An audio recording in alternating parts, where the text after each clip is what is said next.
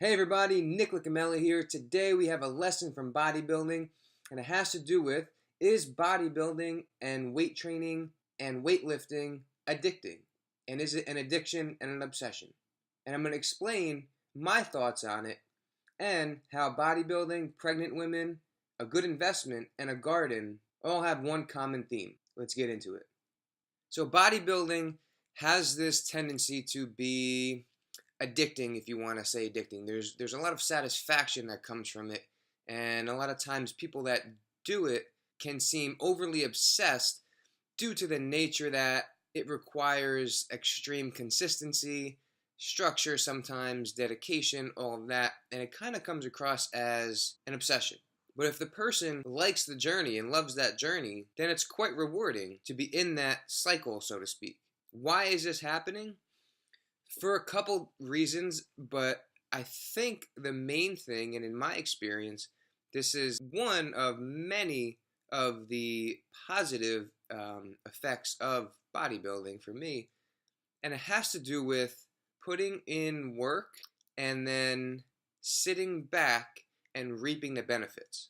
For example, if I train and eat correctly, by me just breathing and living, I'm making positive changes to my body, right? So just by me sitting around or going to the bathroom when you're sleeping or going to work or anything, as long as I'm existing, I'm making improvements in my body, so to speak. Meaning that the work was put in the gym and in the kitchen or with your diet, and you know that after you train and after you eat, the benefits will be reaped later on when you're not even thinking about it. This is similar, I think, to why some pregnant women will say that they loved being pregnant. They loved being a carrier of their child. And obviously this is not my area of expertise, but once the baby is born, I know that some mothers go through depression.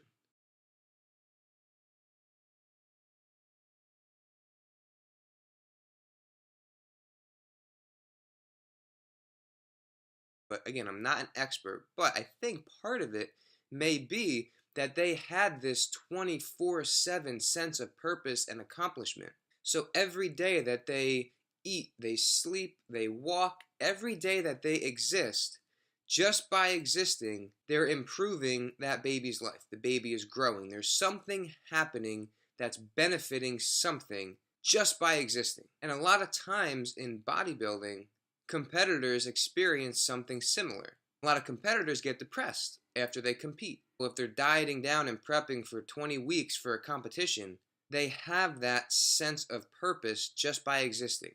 At any moment of their existence, they are, so to speak, burning fat and getting ready for that show and getting closer and closer to their goal, just by existing.